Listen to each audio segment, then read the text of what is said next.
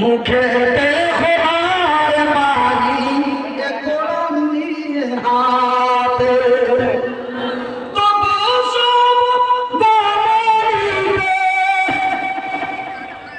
দিয়েছিলেন পাহাড় যেন কোরআন কেউ শুনতে না পায়।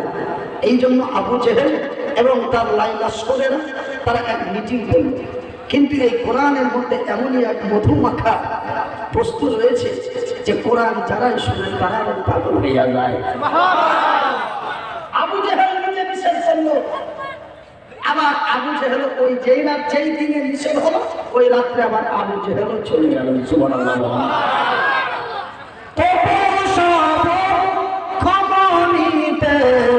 দিয়েছিলেন পাহাড় তোমারি মধুর টানে, তোমারি মধুর টানে এই দিল পারা পারা মুহাম্মদ তুমি খোদার পিয়ারা আমি না মায়ের তুমি, আমি না মায়ের তুমি নয়নের তারা লা ইলাহা ইল্লাল্লাহ লা ইলাহা ইল্লাল্লাহ লা ইলাহা ইল্লাল্লাহ লা ইলাহা ইল্লাল্লাহ সুবহানাল্লাহ walhamdulillah wa la ilaha illallah la ilaha illallah la ilaha illallah la ilaha illallah। সম্মানিত আজকের সভার সভাপতি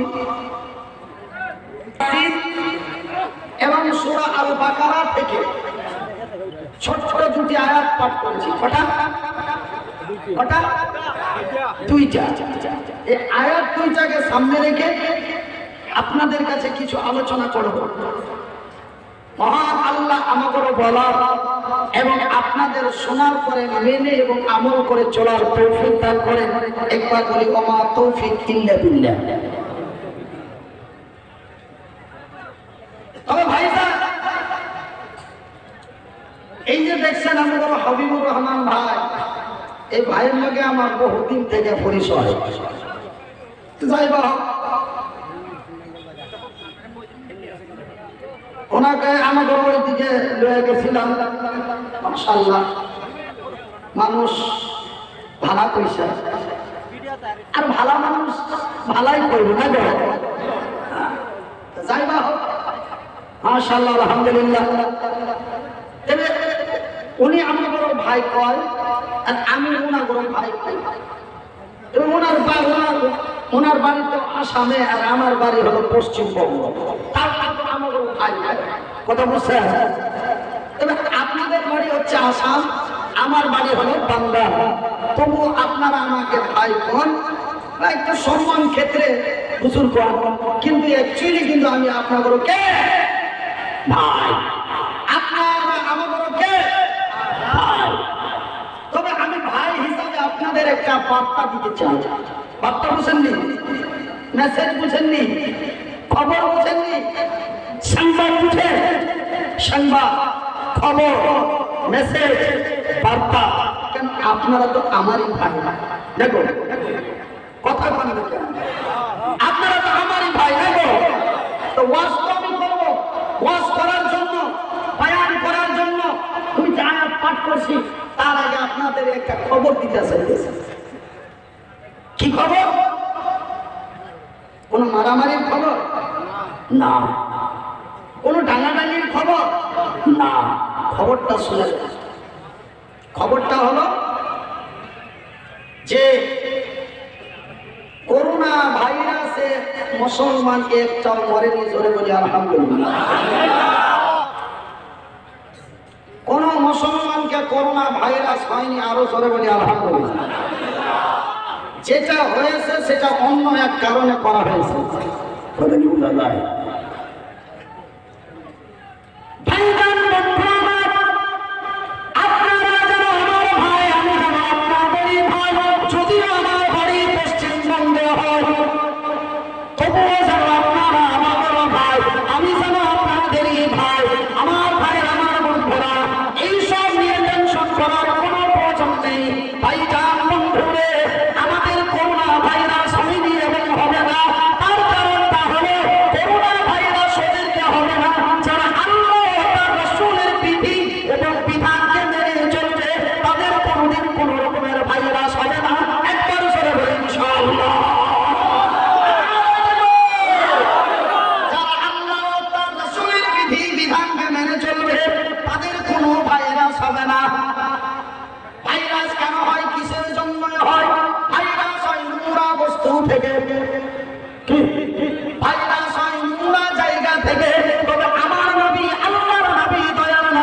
বিশ্বের নবী বলেছেন, তোমরা যখন ঘুম থেকে উঠবে, ঘুম থেকে ওঠার পরে সর্বপ্রথম তোমার হাত দুটি ধুয়ে দাও।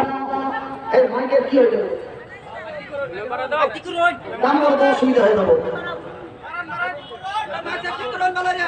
আমার ভাইয়ের, আমার বন্ধুরা, আমার পরদা নাসিন মায়েরা, আমার আব্বা জানেরা, তবে নাম্বার 1 বিশ্বে করোনা ভাইরাস আসার পরে প্রথমে কিন্তু হাত ধোয়ার কথা বললো। ঠিক কথা, ঠিক কিনা কর?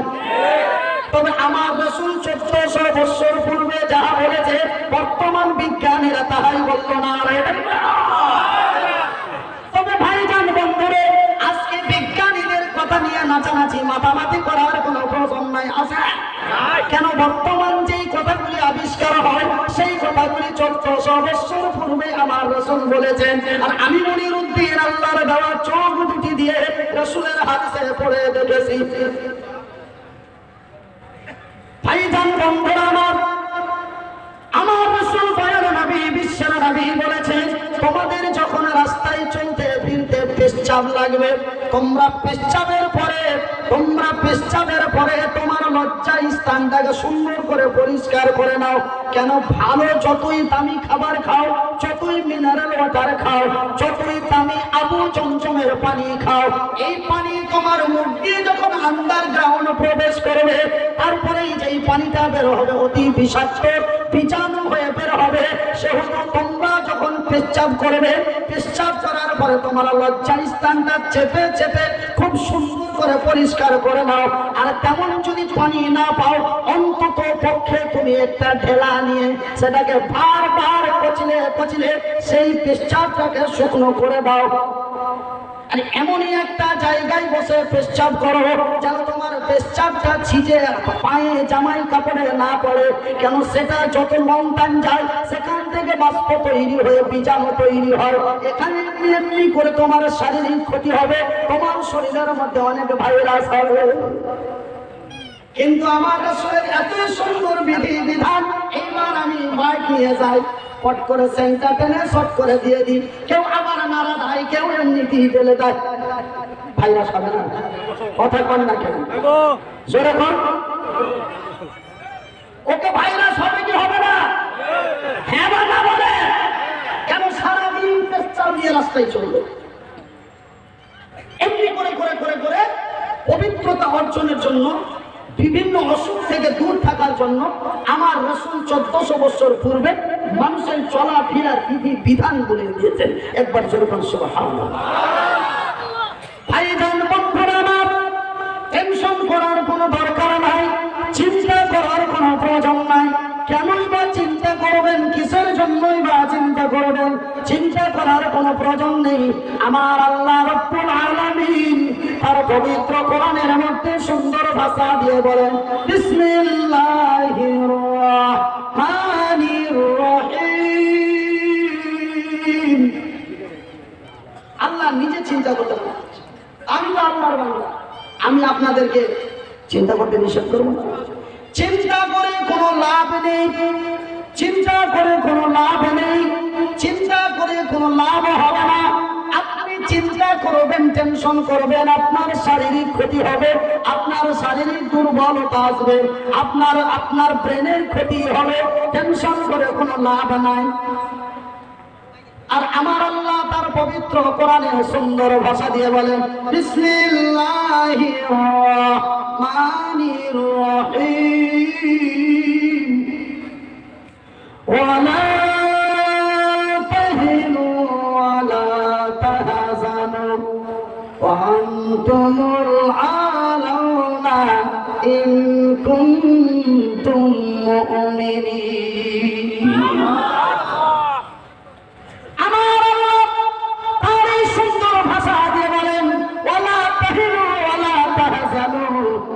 বিশ্বের সংখ্যালঘু মুসলমানেরা, রে আসাম বেঙ্গলের সংখ্যালঘু মুসলমানেরা, রে ভারত বিশ্বের সংখ্যালঘু মুসলমানেরা, রে মক্কা মদিনা তায়েফের সংখ্যালঘু মুসলমানেরা, ওয়ালা তাহিনু ওয়ালা তাহজানু, তোমরা চিন্তায় চিন্তিত হয় না, তোমরা হতাশ হয়ে যেও না, তোমরা গমগীন হয়ে যেও না, তোমরা টেনশনিত হইও না, তোমরা তোমাদের ঈমানটা মজবুত করো, আমার উপরে তাওয়াক্কুল বিশ্বাস ভরসা করো। আমি আল্লাহ, আমার ওয়াদা, আমি আল্লাহ, আমার ওয়াদা, আমার জমিনে আমি ঈমানদারের বিজয় করব। আসামের মুসলমানেরা টেনশন করার কোনো দরকার নাই, আসামের মুসলমানেরা চিন্তা করার কোনো দরকার নাই। কেমন বা চিন্তা করবি?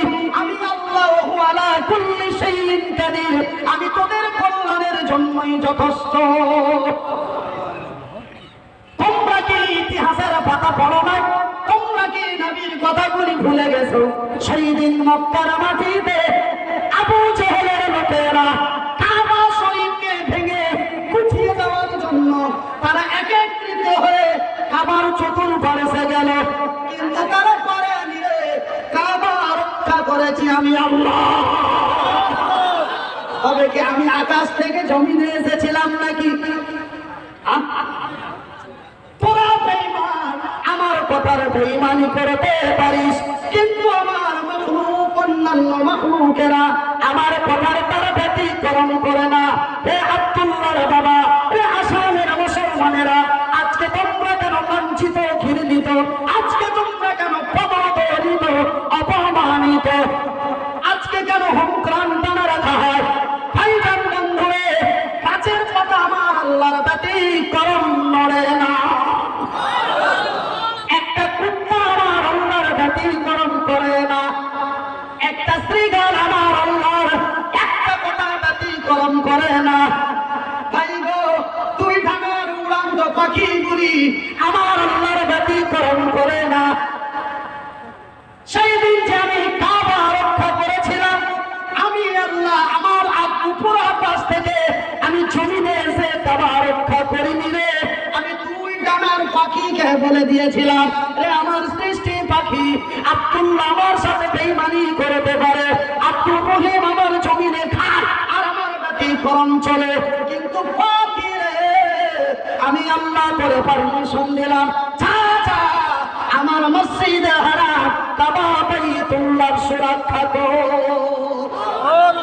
পাখিরা বলে দিল, পাখিরা পাখিরা দুটি টানে হাওয়া টানে, তার তো হাত নাই পা আছে।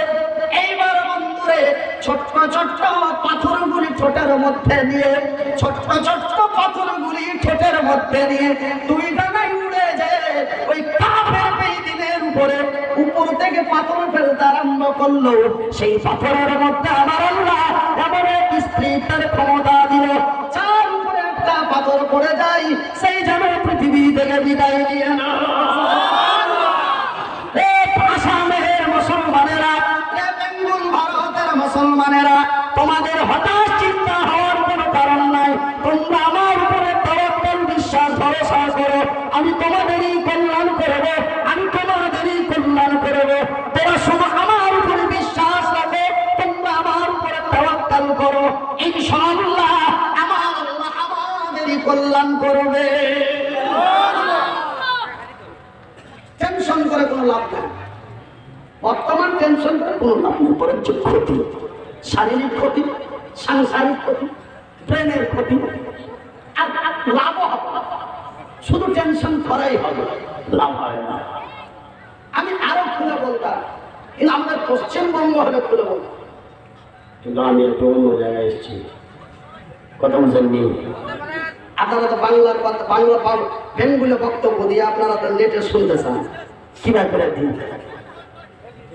আমার ভাইয়ের, আমার বন্ধুরা, আমার আব্বাজান সমাজ চালেরা, আমার পরদান আছেন মায়েরা, টেনশন যদি করতেই হয়, হতাশ যদি হতেই হয়, ভাবনা যদি ভাবতেই হয়, তবে ওই জায়গার ভাবনা ভাবুন। কেন এই জায়গা আমার বেশি দিনের নয় রে, এই জায়গা যেন অতি অল্প সময়ের জন্য। যেই জায়গায় আছি রে, এই জায়গা হলো আল্লাহর জমিন, এই জায়গা হলো আল্লাহর জমিন। এই জায়গা নিয়ে ভেবে বেশি লাভ নাই, এই জায়গা তোর জন্য 1 মিনিটের নেওয়া হয়, এই জায়গার কোনো নির্ধারিত মূল্য নাই, এই জায়গার কোনো নির্ধারিত সময় নাই। আমি মনিরুদ্দিন আল্লাহ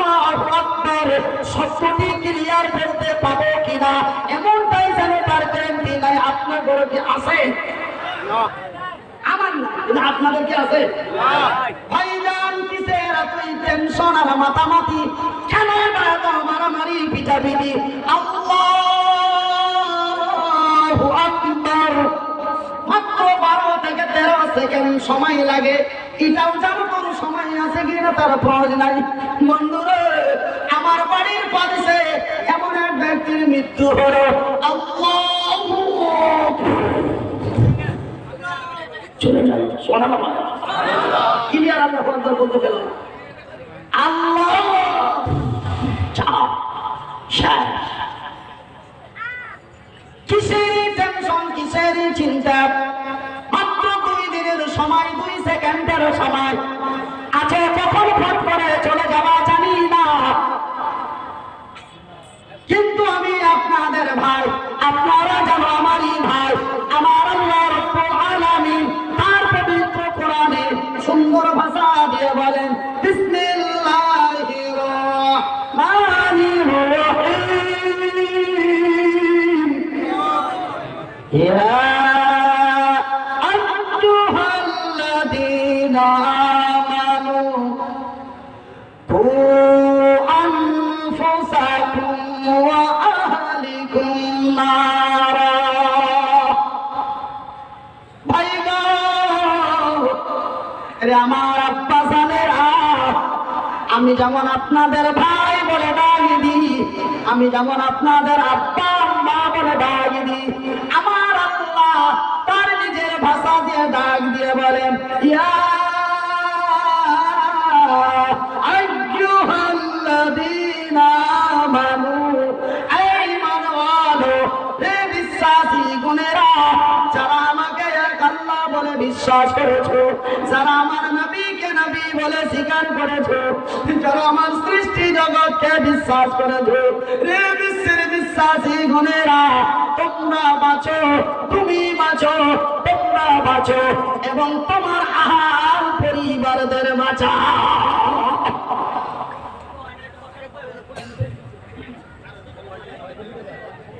কোন জায়গা থেকে বাঁচাও? কারেন্টের শর্ট খেয়ে গেছে সেখান থেকে নাকি? না না না না না না, রাস্তায় ধরে পিটাচ্ছে ওখান থেকে নাকি? না না না না, 9.5 মাস ধরে লকডাউনে খেতে পায় না ওখান থেকে নাকি? না না না না না, তবে কোথা থেকে বাঁচাও রে?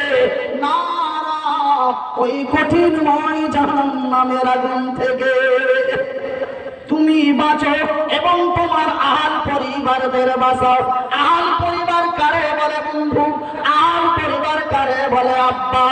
তুমি বাঁচো, তোমার বাবা তোমার মারে বাঁচাও, তোমার বিবি তোমার ভাই বাচ্চাদের বাঁচাও, তোমার ভাই তোমার বন্ধুদের বাঁচাও। তবে আপনারা যে আমারই ভাই, আমি যে আপনাদেরই ভাই, যদি এ বাড়ি পশ্চিমবঙ্গে হয়, বিশ্বাস যদি না করো তবে নবীর হাদিসটি খুলে দেখো।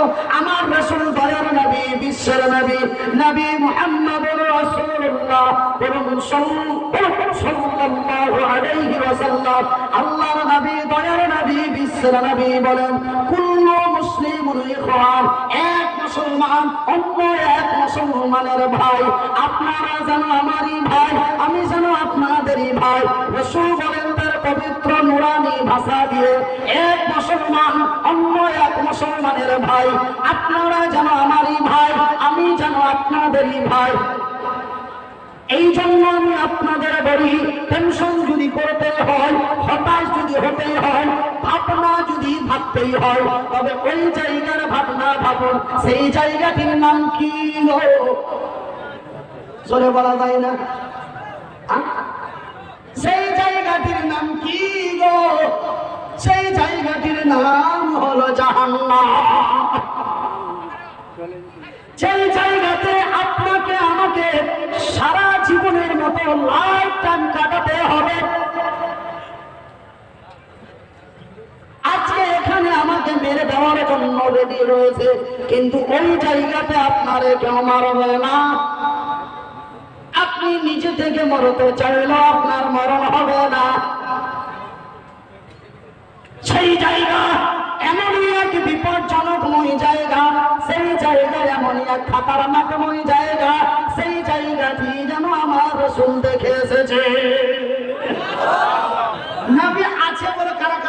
করেন ওরা আজকে বাড়ির দিকে যাইতে পারবে না। যারা নবী আছে বলে বিশ্বাস করে যে একজন নবী ছিলেন বা এখন তিনি নীরব কবরে আছেন, এই জিনিসটা যাদের বিশ্বাস আছে তারা প্যান্ডেল থেকে বাড়ির দিকে যেতে পারবে না, ও রাস্তা থেকে ওকে ফিরে আসতে হবে।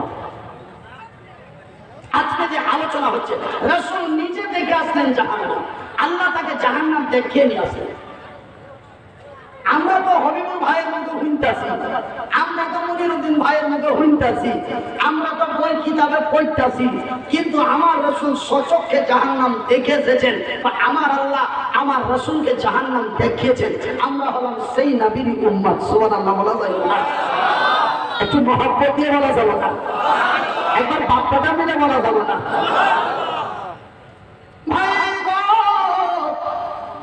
ওই জাহান্নাম এমনই এক খতরনাক বিপজ্জনকময় জাহান্নাম। ওই জাহান্নাম যখন আমার রাসূলকে দেখাতে নিয়ে গেলেন জিবরাইল, কিভাবে দেখলেন, কেমন করে দেখালেন শুনলেন ঘটনাটা। আমার আল্লাহ জিবরাইলকে ডেকে বলে, বাবা জিবরাইল, আমার জমিনে যাও আর আমার নবীর সঙ্গী সাথী করে, আমার নবীর সঙ্গী সাথী করে আমার নবীকে সার্বভৌমত্ব ভ্রমণ করিয়ে দাও, আমার রাসূলকে সার্বভৌমত্ব ভ্রমণ করিয়ে দাও। আমার আকাশ, আমার চন্দ্র, আমার সূর্য, আমার নক্ষত্র, আমার চন্দ্র, আমার সূর্য, নক্ষত্র, উপগ্রহ, মঙ্গল গ্রহ, সাগর, মহাসাগর, সমস্ত কিছু ভ্রমণ করিয়ে দাও জিবরাইল রে। এমনকি আমার নবীকে আমার জান্নাতটাও দেখিয়ে দাও, আমার রাসূলকে আমার জাহান্নামটাও দেখিয়ে দাও। জান্নাতি কারে বলে এবং জাহান্নামী কাকে বলে? অগণাব্য জিবরাইল, আমার রাসূলকে দেখিয়ে দাও। আমার আল্লাহর অর্ডার হয়ে গেল, আমার আল্লাহর অর্ডার হয়ে গেল। জিবরাইল আমার নবীকে সঙ্গী সাথী হইয়া নিয়ে চলে গেলেন ভ্রমণ। সেই ভ্রমণটির নাম কি রে? সেই ভ্রমণটির নাম হলো মেরাজ। ভাই সম্পর্কে বলে জাহান্নামের কথা যখন মনে এসে যায়, মুখের লালাগুলি শুকিয়ে যায়, কথা বলতে যেন বড় কষ্ট হয়। আমার রাসূল জাহান্নাম দেখে আসলেন, সেই জাহান্নাম এমনই এক খতরনাকময় জায়গা, সেই জাহান্নাম তেমনই এক বিপজ্জনকময় জায়গা। ওগো আল্লাহ, কোরআনের আলোচনা বাদ দিয়ে কেমন করে বাড়ি যাও রে? বাড়িতে যেয়ে কি তোর ঘুম হবে? বাড়িতে যেয়ে তো তোর ঘুম হবে না। আমি এমন দোয়া করবো তোমারে 15 দিন ঘুম আসবে না। কেন? বুখারী শরীফের হাদিস, রাসূল বলেছেন মুসাফিরের দোয়া গ্যারান্টি কবুল হয়। নবী বলেছেন মাসরুম হাত নাই পা নাই এমনই অসহায় মানুষের দোয়া গ্যারান্টি কবুল হয়। রাসূল বলেছেন আল্লাহ মায়ের দোয়া কবুল হয়, গ্যারান্টি কবুল হয়। ভাইজান, আজকের মাহফিলের ভিতরে যদি আমার মা না থাকে, তবে চতুর আড়ালে আমার মায়েরা বসে আমার মুখ থেকে আল্লাহর রাসূলের দ্বীনের কথা শুনছেন। এখন জাহান্নামের কথা বলা হবে। সেই জাহান্নাম এমনই এক খতরনাকময় জাহান্নাম, আমার রাসূল যেন তার স্বচক্ষে দেখে আসলেন, আমার নবী যেন তার নিজের চোখ দিয়ে দেখে আসলেন। জিবরাইল নবীকে সাথে করে নিয়ে গেলেন। ভাইজান, এমনই এক ঘটনা, এই ঘটনা যদি শুনলেন আর আমার দোয়া যদি একটু নিলেন, আশা করি আপনার ঘুম হবে না। মুখের দাড়ি কালকে থেকেই কাটা বন্ধ করে দিবেন। যদি আজকের আলোচনা আপনি পূর্ণ শুনতে যান, আমাকে সবাই চেনে তো, লোক বুঝে গেছে মনিরুদ্দিন ভাই আজকে কি বলতে চাইছে। এটা এমনই আলোচনা করবে যে আমাদের দাড়ি ছেড়ে দিতে হবে, নামাজ পড়ে দিতে হবে। সেও তো মাহফিলে থাকা চাইতে বাড়ি যাওয়াই উত্তম। আলোচনা বর্তমান জায়গা মতো এসছে, আমি তো মেন আলোচনা যেতে পারিনি। আমি শুধুমাত্র একমাত্র আপনাদের ভাই হিসাবে বলে যাচ্ছি, বর্তমান টেনশন করে কোনো লাভ নাই। টেনশন করে আপনার কিছু হবেও না। বারবার একই কথা রিপ্লাই করছি, কেন? আমি আপনাদের ভাই। কঠিনময় জাহান্নামের ভিতরে এমন শাস্তি আপনার হবে, এমন শাস্তি আপনার বোনের হবে, এমন শাস্তি আপনার স্ত্রীর হবে, এমন শাস্তি আপনার মায়ের হবে, এমন শাস্তি আপনার বন্ধুর হবে। আপনি কেমন করে দেখবেন? সেহেতু সচেতন হয়ে যান, সেহেতু কন্ট্রোলের দিকে আসুন। ভাই গো,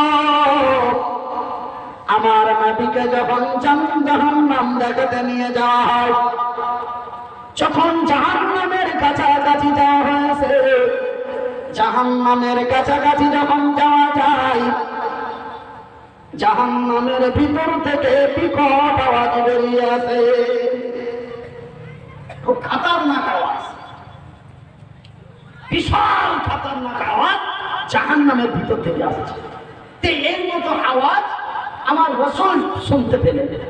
আর এই আওয়াজ আমি শুনেছিলাম প্রায় আমার বয়স যখন 11 বছর ছিল, তখন এই আওয়াজ আমি একদিন শুনেছিলাম। প্রায় 11 বছর যখন আমার বয়স, তখন আমি এই আওয়াজ শুনেছিলাম। আমি গেছিলাম আমার খালার বাড়ি, খালা বুঝেন না, খালা বুঝে আছে, আমার খালার বাড়ি গেছি। আমি ঘুমায় আসি, রাত তখন প্রায় 2টা। তখন আমার কানের মধ্যে খুব ভীষণ ঘুমের অবস্থায় আমার কানে একটা আওয়াজ আসছে,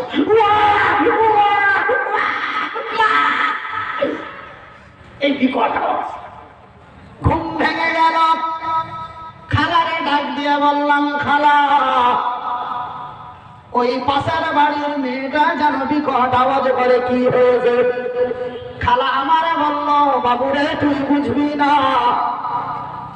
যখন খালা বলল তুই বুঝবি না, তখনই কিন্তু আমি বুঝে গেলাম।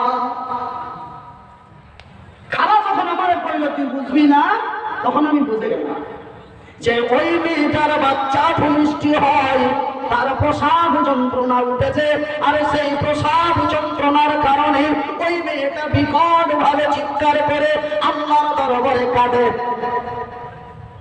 কখনো না বলে, কখনো বলে, কখনো আল্লাহ বলে, এই বলে যেন বিকট আওয়াজে মেয়েটা চিৎকার করেছে। এমনই আওয়াজ যেন রাসূলের কানে ভেসে আসলো, এমনই আওয়াজ যেন জাহান্নামের ভিতর থেকে বেরিয়ে আসে।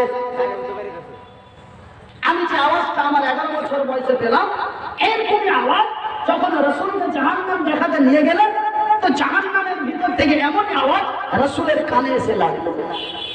আমার নবী, আল্লাহর নবী দাঁড়িয়ে গেলেন, জিবরাইলকে বলেন, ইয়া রাসূলুল্লাহ, জিবরাইলকে বলেন, ও আল্লাহর ফেরেশতা জিবরাইল, জাহান্নামের ভিতর থেকে যে আওয়াজ বেরিয়ে আসে, এটা কিসের আওয়াজ? এটা কাদের আওয়াজ?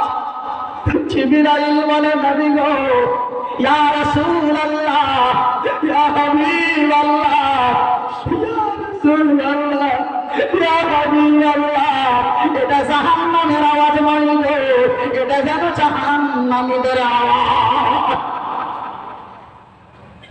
রাসূল আরো বলেন, ও জিবরাইল, যে আওয়াজ পাওয়া যায়, এই আওয়াজ যেন মহিলাদের আওয়াজ, এই আওয়াজগুলি যেন মেয়েদের আওয়াজ, এই আওয়াজগুলি যেন নারীদের আওয়াজ। এই জাহান্ন কঠিনময় জাহান্নামের ভিতরে এমনই কি শাস্তি দেওয়া হয়, এমনই কি আযাব দেওয়া হয়, এমনই কি গজব দেওয়া হয়, ওই জাহান্নামী মহিলাগুলি এমনই বিকট আওয়াজ করে। কি শাস্তি তাদের দেওয়া হচ্ছে? জিবরাইল বলেন, ইয়া রাসূলুল্লাহ, জিবরাইল বলেন, ইয়া রাসূলুল্লাহ, ইয়া হাবিবাল্লাহ, ও আল্লাহর নবী, ও দয়ার নবী, ও বিশ্বের নবী, এদের শাস্তি কি রে? এদের শাস্তি হলো প্রসাব যন্ত্রণার শাস্তি। আশ্চর্য কথা, আশ্চর্য কথা, অবাক কথা। এই দুনিয়াতে মামুনের গেদাগেদি হয়, আবার জাহান্নামের ভিতরে আবার গেদাগেদি হইতাছে। এটা কেমন কথা? এখানে নাহি আমি হুমায়ুনের কাছে হয়েছিলাম, আর হুমায়ুনের কাছে শোয়ার কারণে আমার পেটে বাচ্চা ছিল, আর সেই বাচ্চা গর্ভপাত হয়েছে, সেই গর্ভপাত হয়ে আমার প্রসাব হয়েছে। কিন্তু জাহান্নামে তো আমার কেউ নাই, এইখানে আবার আমার গাদাগাদি হইব, এটা কেমনি কথা না গো? এটা একটা ভাবার কথা নয়। এই ভাবার কথাটাকে কইব না ছেড়ে দেবো? তারা তারা কইবার পেছনে তখন হাত তুলে উঠে বলেন না, যারা যারা যাইতেছেন তাদের পাঠাই। এরা ওয়াজ বুঝে না, যারা ওয়াজ বুঝছে তারা জায়গা মতোই আছে। আমি কি বলতে চাইছি আজকে, তবে জাহান্নামের ভিতরে বাচ্চা হচ্ছে, জাহান্নামের ভিতরে গেদাগেদি হচ্ছে। ওগো আব্বা, জাহান্নামের আরো একটু কাছাকাছি যেয়ে দেখা যায় জাহান্নামী ওই মহিলাগুলির যেই পেটের ভিতরের বাচ্চা, এত বাচ্চা যেন গুণে দেওয়া সম্ভব নয়। একটা পায়খানার ট্যাঙ্কির ভিতরে কতগুলি পোকা থাকে বুঝছেননি? পোকা বুঝেন? ওই ট্যাঙ্কির ভিতরে যেমন কিলবিল কিলবিল কিলবিল করে ভগবান পোকা, সেই পায়খানার বাথরুমের ট্যাঙ্কির মধ্যে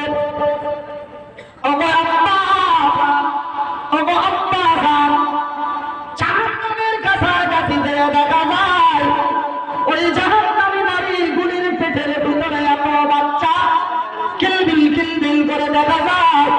সেই বাচ্চাগুলি যেন গুণে দেওয়া সম্ভব নয়। আরেকটু শোনো, আরেকটু শোনো আমার ভাই, আমার বন্ধুরা, আমার আব্বা যেন সোনার চানেরা, শুনে যাও রাতের বেলা আমি যেন আপনাদের ভাই, আপনারা যেন আমারই ভাই। বন্ধুরে, নবীকে নবী বলে কতটা বিশ্বাস করেন একটু হাত তুলে দেখি। তবে ভাই জান বন্ধু আমার, যারা মনিরুদ্দিনকে চিনে না, যারা মনিরুদ্দিনের ব্যাপারে বুঝে নাই, তারাই যেন বাড়ির দিকে গিয়েছে। মানুষ মনিরুদ্দিনকে এত টাকা খরচ করে কেন নিয়ে আসে? আমার রাসূল দয়ার নবী ঈশ্বর নবী বলেছেন, বুখারী শরীফের হাদিস, আল্লাহর নবীর হাদিস, যেই হাদিসটির নাম হলো সহিহ আল বুখারী। যেই বুখারী না পড়লে মাওলানা তার পাগড়ি ডিগ্রি দেওয়া হয় না। সেই দেওবন্দি হোক না কেন, সেই বেরেলি হোক না কেন, সেই তাবলীগী হোক না কেন, সেই আহলে হাদিসি হোক না কেন, সেই মাযহাব হোক না কেন, বুখারী না পড়লে তাকে মাওলানা পাগড়ি দেওয়া হয় না।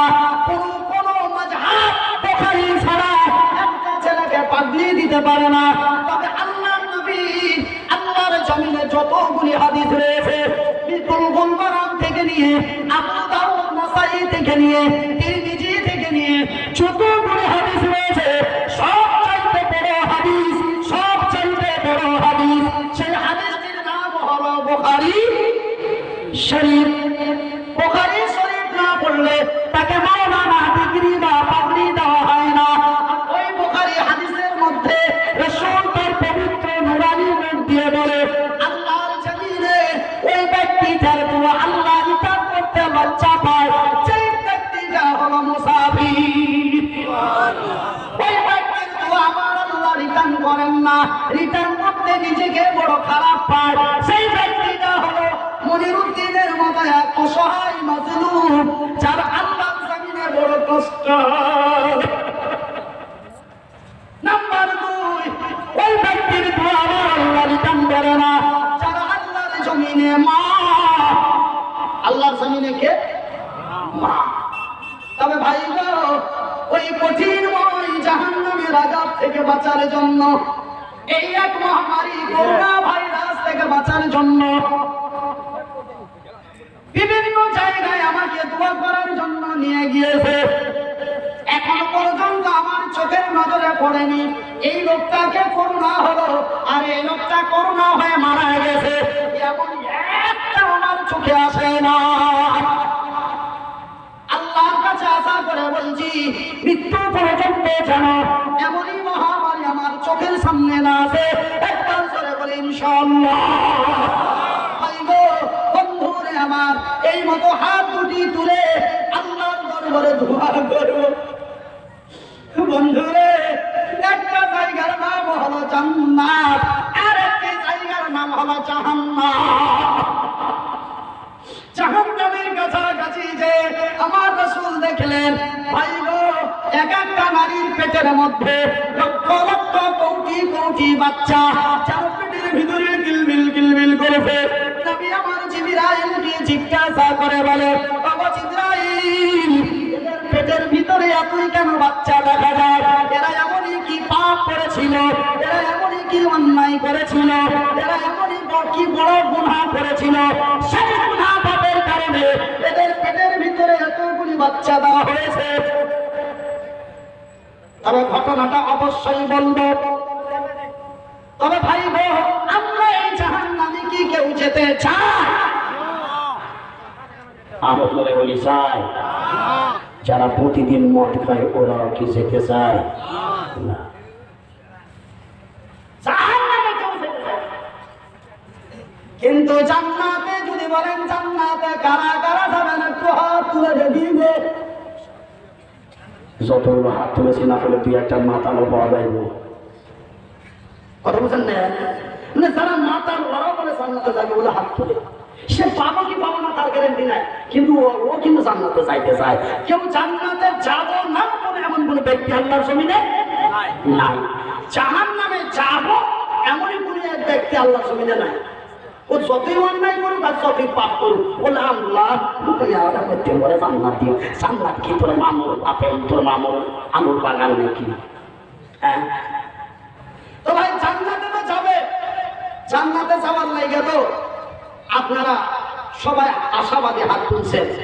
আমি এই মতো হাত দুটো দিয়ে দোয়া করবো, আল্লাহ তুমি আমাদের প্রত্যেকের মনের আশা আকাঙ্ক্ষা কবুল করিও। একবার জোরে কোন আমিন, আরেকটু জোরে কোন আমিন। জান্নাতে তো যাইবেন, জান্নাতে যাবেন। আমি ঘটনাটা যেটা বল, আমার হাতে একটা কাগজ এসছে, আমি সে অনুযায়ী রাসূল প্রশ্ন করলেন জিবরাইলকে, এদের পেটে এত কেন বাচ্চা দেওয়া হলো? তো জিবরাইল উত্তরটা কি দিলেন আমি একটু পরে বলছি। এই যে কাগজটা দেওয়া হয়েছে, এই জন্য আমি কথাটা একটু স্টার্ট করে দিলাম। আপনাদের অসুবিধা আছে? অসুবিধা নাই? 15 থেকে 20 মিনিট যদি এইভাবে কাটতে যায় আপনার কোনো অসুবিধা নাই? আপনারা কিসের জন্য বসে আছেন কণ্ঠ? এখানে কি কোনো রাজনীতির কথা হয়েছে? এখানে কি কোনো ঝগড়া বাঁধার কথা হয়েছে? এখানে কি কি কথা হয়েছে? জাহান্নামের কথা। এখানে কিসের কথা হচ্ছে? জাহান্নাম। তবে ভাই জানা পাজানেরা, আমার সোনার চামেরা, আমার মা বোনেরা, এইবার আপনাদের বলি বন্ধু, জান্নাতে যদি যেতে হয় তবে জান্নাতে শুধু জান্নাত পাওয়া যাবে না, ওই জান্নাতের ভিতরে আমার আল্লাহ একটা দুইটা করে 72 খানা, আরো একবার কোন, এক দুই করে 72 খানা সুন্দরী রমণী হুর আপনারে দেওয়া হবে। শুধু হুর নাই রে, যদি আপনার স্ত্রী জান্নাতি মহিলা হয়ে যায়, সেই দিন আপনার স্ত্রীটাকে আপনার কাছেই রাখা হবে। তবে ওই দিকে 72 আর আপনার বিবি দিয়ে কটা হলো 73। তবে ওই 73 খানা সুন্দরী যুবতীকে নিয়ে আপনি কি জান্নাতে শুধু হাইটটা বাড়াবেন নাকি? সব সময় কি খালি আপনার ওই 72টা হুর নিয়ে আর এই রমিসাকে নিয়ে খালি হাইটাই বাড়াবেন? একটু আরামের দরকার নাই? আছে না? না একটু আইসের দরকার আছে না? ঠ্যাঙ্গালা হাতগালা টিপতে দিবেন না, তো ফাঁকা জায়গাতে টিপে দিবেন। একটা ঘর লাগবো না? কথা কেন কম না, ঘর লাগবো লাগবো। আমাদেরও ঝুমেরের বিয়া দিব, কথা বুঝছেন? তো ঝুমেরের বিয়া দিব, তো যুগের খালি বিয়া করার লেগে হনহন করতেছে। আমাকে বলছে হুজুর আমার আব্বা কি আমারে দেখতে পাই না, আপনারা তো কোন বড় বড় লেকচার মারেন যে যুবক হইয়া গেলে তাড়াতাড়ি বিয়া দাও, তা আপনারা তো বড় বড় ফতোয়া মারছেন, আমার বড় বাবাকে কইবার পারেন না যে যুগের বড় হয়ে গেছে।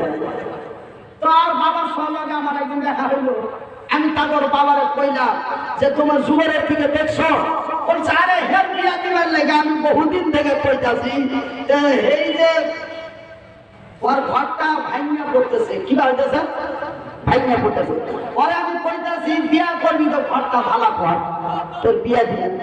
তো ও যদি ঘরটা ভালো না করে তো ও বউ লইয়া আইসা কি রাস্তায় থাকবো নাকি?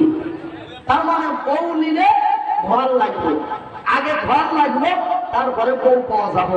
কেন একজন সুন্দরী রমণী স্ত্রীকে নিয়ে ফাঁকা ময়দানে কোনো আইস করা যাইব না, একটা ঘর লাগবে না।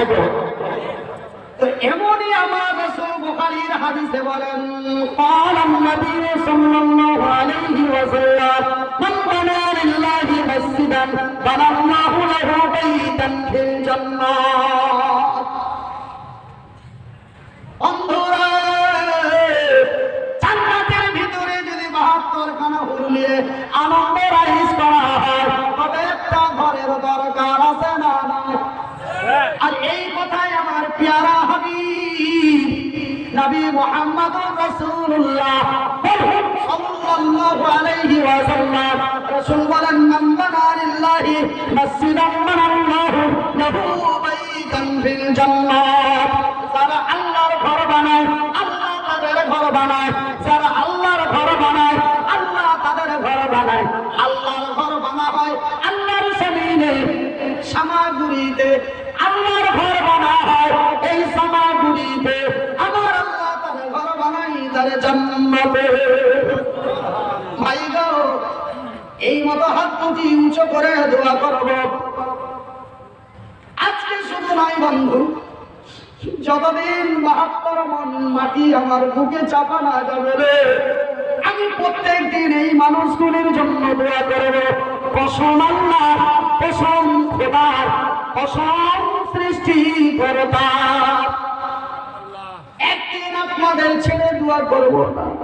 ওই লোকগুলির জন্য আমি আল্লাহর কাছে কসম করেছি, মাবুদ গো যারা তোমার ঘর বানার জন্য টাকা দাও, যারা থেকে দেয় না তাদের জন্য দোয়া করিনি, কোনোদিন করব না। কিন্তু যাদের নাই মনে চাই তাদের জন্য অন্তর থেকে দোয়াই সাদা। কিন্তু যারা থেকে দেয় না এদের জন্য আমার অন্তরে দোয়া আসে না। কেন? আল্লাহ তাকে দেওয়ার শক্তি দিয়েছে, অথচ সে পারে না। কিন্তু যারা দিতে পারে না, রিক্সা ভ্যান চালিয়ে খায়, রিক্সা ঠেলা চালিয়ে খায়, তাদের জন্য অন্তর থেকে দোয়া হিসেবে যায়। ভাই আপনারা আমারে সবাই চিনেন, আমি আপনাদের চিনি না, চিনি। তবে ভাই কারা আল্লাহ ও তার রাসূলকে বিশ্বাস করেন এই মতো হাত দুটি উঁচু করে দোয়া করব, যেন কালকে মাগরিবের নামাজ পড়ার পরে যেন আজকের দোয়ার ফয়সালাটা মাগরিবের পরেই বুঝতে পারবে। আল্লাহ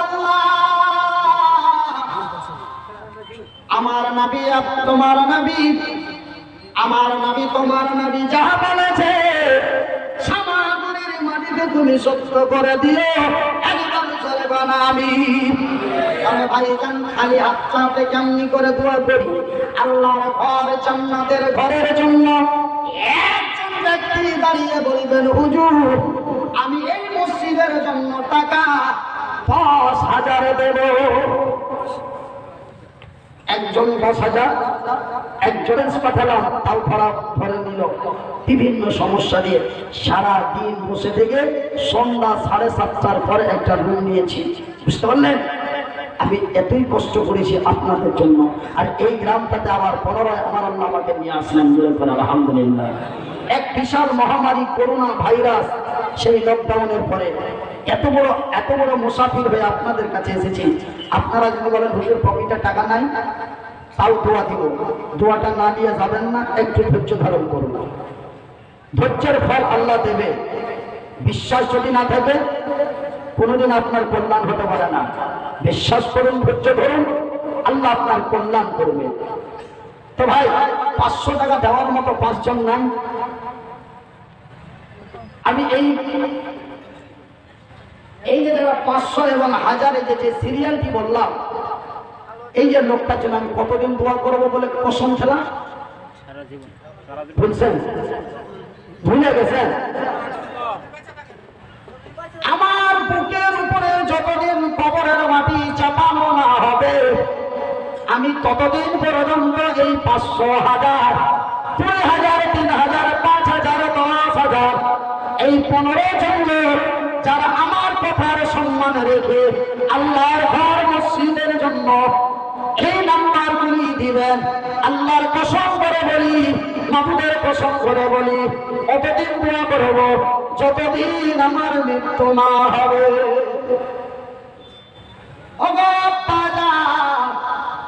যদিও যাওয়ার মতো ক্ষমতা না থাকে বসমরে দোয়াটা নিয়ে যা, বা যারা দিছে তাদের দোয়াটা দিয়ে যা, এতেও যেন আমার আল্লাহ আপনার জন্য না জান্নাত নসিব করতে পারে। আপনার আমরা তো দিব না, আমরা তো বাড়ি যাই, এটা প্রচন্ড অন্যায়।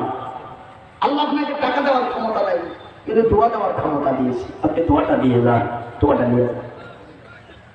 খতিজা খাতুনের নামে টাকা দান দিল। এই মাইকটা হলো তো, এই মাইকটা এটাই এই দামে খোদা, এটা হবে তুমি তাকাইয়া তোমার বান্দা এতে এখানে আসিয়া এতে 500 টাকা করে দিল, তারপরে প্রত্যেকের নাম লেখা হলো। এ তোমারই ঘরের জন্য দেখো দিছে না অগুন করিবে খোদা পাকা সবার, মিটাবে আল্লাহ তার মনের আরমান।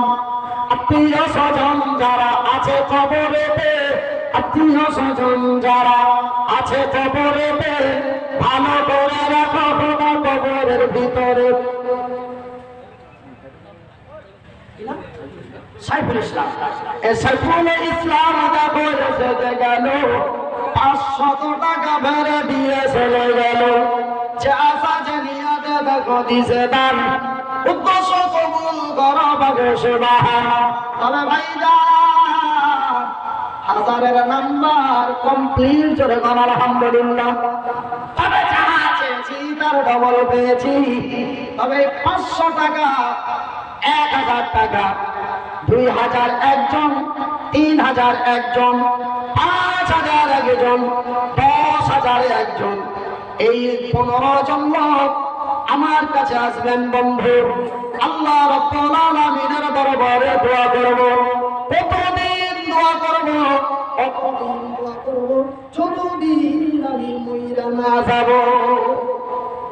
কি নাম ভাই? নূর মোহাম্মদ। দেখো আল্লাহ তোমার এলো, পরিমাণে টাকা 1000 দিল, যা যা জানিয়াতে দেখো দিছে দান, উদ্দেশ্য কবুল করো পাবে সুবহান।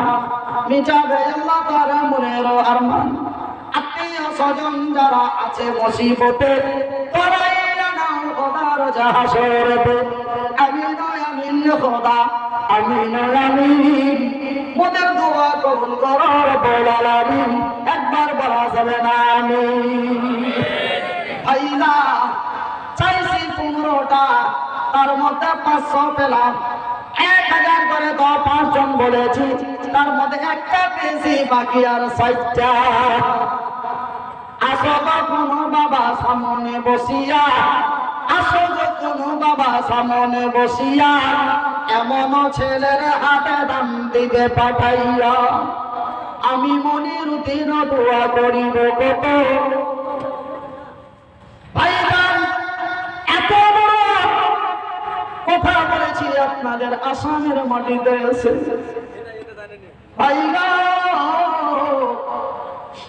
নবীর হাদিসটাকে যারা বিশ্বাস করেছে, যারা নবীর কথাটাকে বিশ্বাস করেছে,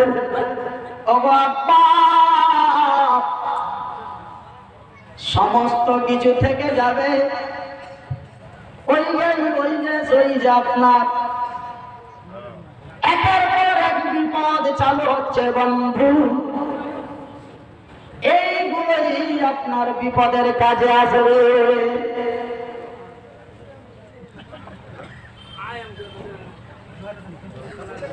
আচ্ছা আচ্ছা, তো আপনারা আমার এই হুজুরের মুখে যান যে আপনারা হয়তো অনেকে মনের মধ্যে ভাবছেন যে টাকা হয়তো আপনারা